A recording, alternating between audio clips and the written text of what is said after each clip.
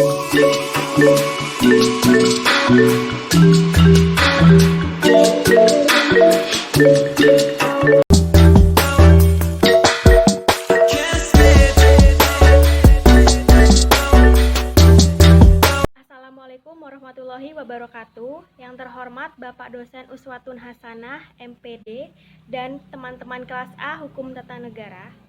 Oke, di sini kami dari kelompok 3 akan mempresentasikan mengenai produk-produk hukum di Indonesia. Adapun nanti pembahasan yang akan kami bahas nanti, yang pertama itu masih pengertian produk hukum, yang kedua pembagian sumber produk hukum itu sendiri, ketiga sumber kewenangan hukum, dan keempat adalah mandat. Hai, perkenalkan nama saya Mutia Rezialika, NPM 1821020009. Di sini saya akan menjelaskan tentang produk hukum. Pengertian hukum sendiri itu menurut Profesor Sudikmo yaitu sekumpulan peraturan atau kaidah bersama, artinya keseluruhan peraturan tentang tingkah laku manusia bersama yang dapat dilaksanakan pelaksanaannya. Dan untuk menghasilkan produk hukum yang baik, maka dibentuk berdasarkan sumber hukum. Dan sumber hukum sendiri dibagi menjadi dua, yaitu sumber hukum formil dan sumber hukum material. Sumber hukum formil adalah tempat atau sumber hukum di mana kita dapat menentukan ketentuan-ketentuan hukum atau kaidah-kaidah hukum, serta untuk dapat mengetahui apa yang menjadi hukum positif.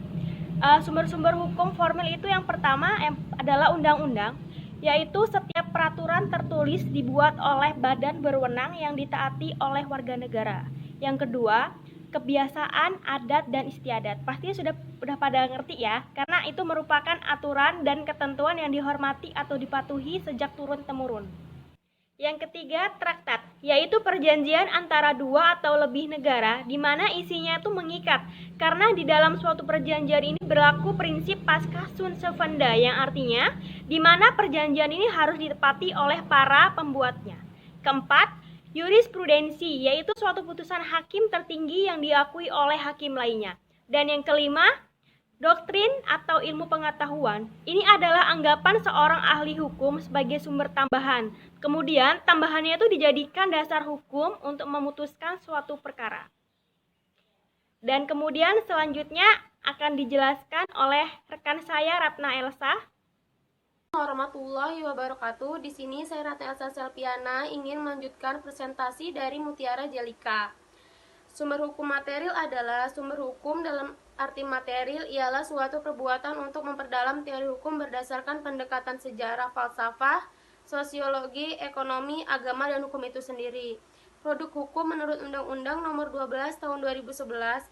Pada tahun 2011, DPR dan Presiden membentuk sebuah undang-undang yang mengatur pembentukan peraturan perundang-undangan, yakni Undang-Undang Nomor 12 Tahun 2011 tentang pembentukan peraturan perundang-undangan.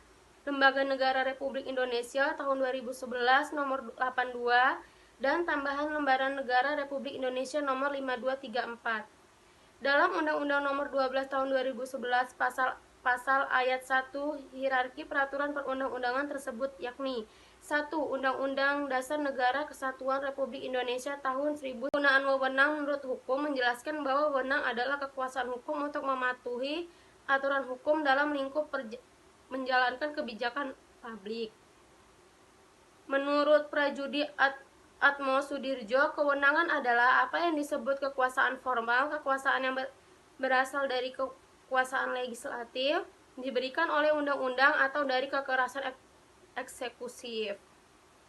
Kewenangan memiliki sifat dua macam, yaitu kewenangan yang bersifat atributif dan kewenangan yang bersifat distributif. Kewenangan yang bersifat atributif adalah kewenangan yang melekat yang langsung diberikan oleh undang-undang, sedangkan kewenangan yang bersifat non-atributif adalah kewenangan yang misalnya diberikan oleh atasan kepada bawahannya dan hanya bersifat sementara.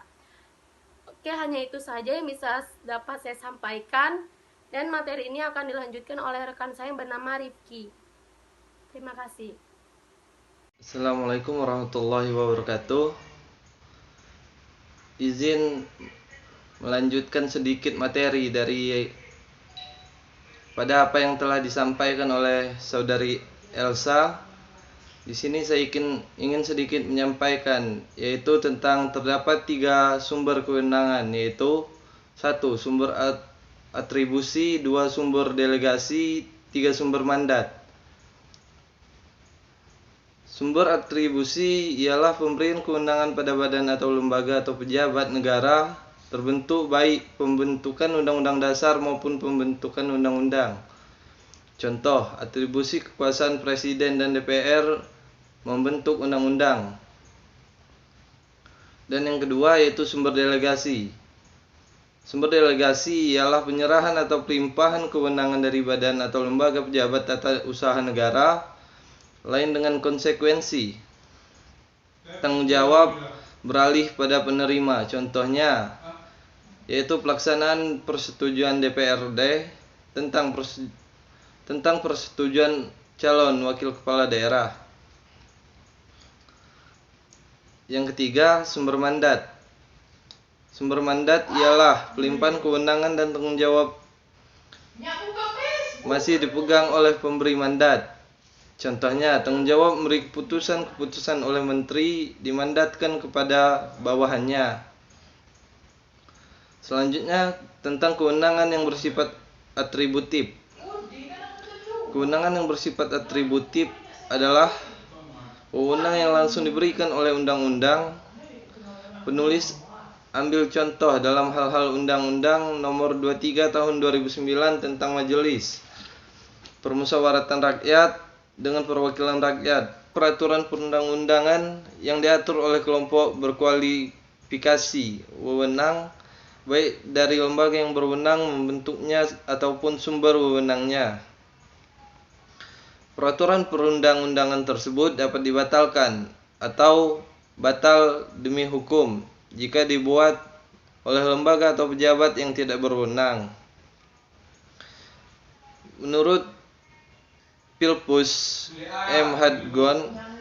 Hadjon tahun 1994, kewenangan yang dimiliki oleh lembaga pemerintahan dalam melakukan perbuatan nyata untuk mengadakan pengaturan atau mengeluarkan keputusan selalu dilandasi oleh kewenangan yang diperoleh dari konstitusi secara atribusi, delegasi atau mandat.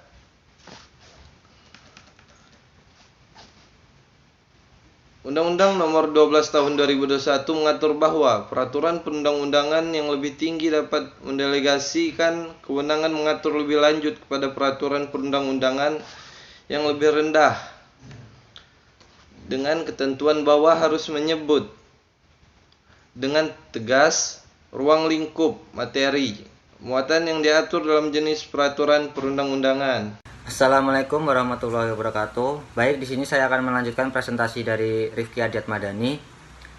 Saya akan membacakan tentang mandat.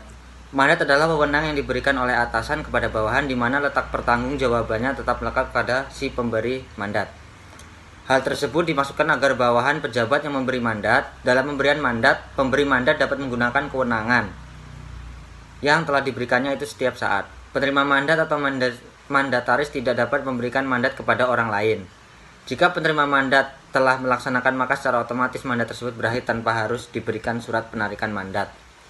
Contohnya, jika gubernur berhalangan hadir karena harus ada tujuan tertentu, maka gubernur tersebut dapat memberikan mandat kepada wakil gubernur. Dalam hukum administrasi negara, mandat diartikan sebagai perintah.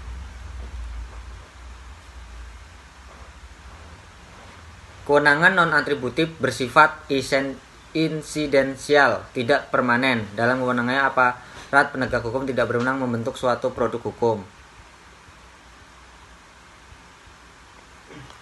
Berdasarkan akibat hukum yang ditimbulkan, yakni akibat igat hukum yang mengikuti jika terjadi pembatalan, hal tersebut adalah konsekuensi logis, hal yang muncul tidak logis dan tidak dapat dihindari. Proses pembatalan tersebut ada beberapa teori. Yang pertama, teori batal mutlak, teori batal demi hukum, teori dapat dibatalkan. Konsekuensi yuridis kewenangan tidak sah adalah batal demi hukum. Sama halnya dengan konsekuensi yuridis, perbuatan hukum aparat pemerintah yang dinyatakan batal demi hukum pada mulanya didasari dengan kewenangan yang tidak sah dan tidak memenuhi syarat ketentuannya yang harus terpenuhi agar suatu perbuatan aparat pemerintah dinyatakan sah. Terima kasih presentasi dari saya. Bila ada kurangnya saya mohon maaf. Wabillahi taufik wal hidayah. Wassalamualaikum warahmatullahi wabarakatuh. Dan sekian presentasi dari kami mohon maaf apabila ada kesalahan. Wassalamualaikum warahmatullahi wabarakatuh.